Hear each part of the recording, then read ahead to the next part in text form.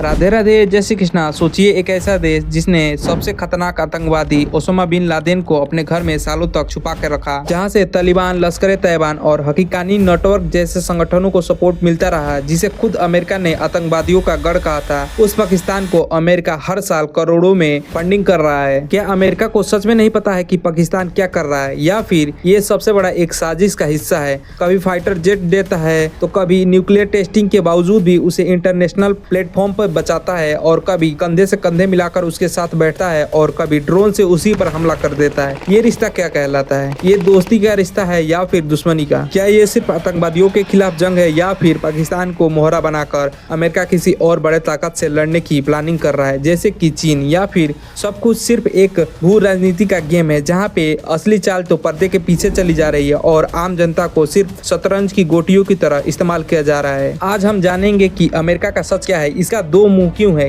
ये कभी हिंदुस्तान के साथ में आ जाता है तो कभी पाकिस्तान के साथ में आ जाता है, क्यों अमेरिका अभी इंडिया के साथ होने के बावजूद भी अब खुल के वो पाकिस्तान का साथ दे रहा है? इसका असली फायदा किसको हो रहा है, अमेरिका को या फिर पाकिस्तान को या इंडिया को? आज के इस वीडियो में हम जानेंगे कि अमेरिका बार बार क्यों पाकिस्तान के पीछे भागे जा रहा है। आज के डेट में भी साल था 1947, दुनिया दो हिस्सों में बट चुकी थी। एक तरफ था अमेरिका, दूसरी तरफ सोवियत यूनियन। दोनों देश एक दूसरे को हर मोर्चे पर टक्कर देने में लगे थे। इसे कहा गया कोल्ड वॉर। ऐसे में अमेरिका को एक ऐसे देश की तलाश थी जो कि उसके साथ खड़ा हो और सोवियत यूनियन के विस्तार को रोक सके। भारत को ऑफर मिला, लेकिन भारत ने नो एलिगेशन मूवमेंट को चुना। मतलब कि अमेरिका के साथ भी नहीं वो लड़ेगा, ना ही वो सोवियत यूनियन के साथ लड़ेगा। यहीं से पाकिस्तान को मौका मिल गया अमेरिका का दिल जीतने का। पाकिस्तान ने अमेरिका को अपने एयरबेस, मिलिट्री सपोर्ट और खुफिया नेटवर्क का इस्तेमाल करने दिया। बदले में अमेरिका ने पाकिस्तान को पैसे से ढक दिया। 1954 में म्यूचुअल डिफेंस असिस्टेंस एग्रीमेंट हुआ, और फिर सेटो सीनेटो जैसे समझौता हुए, जिसमें पाकिस्तान और अमेरिका दोनों मिलिट्री पार्टनर बन गए। अमेरिकी हथियार, ट्रेनिंग, टेक्नोलॉजी सब पाकिस्तान को मिलने लगे, और ये सब उस दौरान हो रहा था जब पाकिस्तान की इकोनॉमी बहुत कमजोर थी। इस दोस्ती की असली नींव पड़ चुकी थी, रणनीति की जमीन तैयार हो चुकी थी। लेकिन अमेरिका का यह झुकाव केवल दोस्ती के लिए नहीं था, यह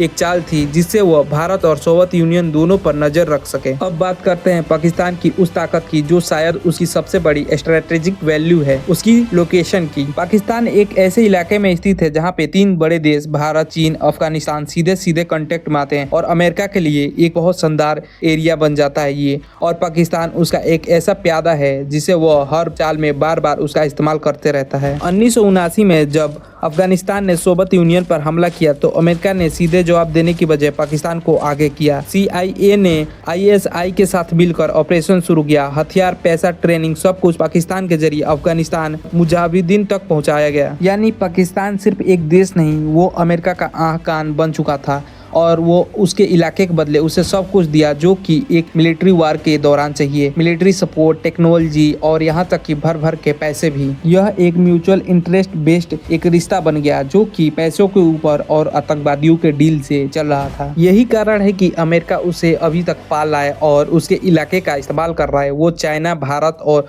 जो बड़े इकोनॉमिक देश हैं उस पे पाकिस्तान के जरिए नजर रख रहा है। इसीलिए कहा जाता है अमेरिका जो है किसी का सगा नहीं है, वो जिसमें फायदा मिलेगा वहीं पे जाएगा, और अमेरिका ने भी ऐसा ही किया।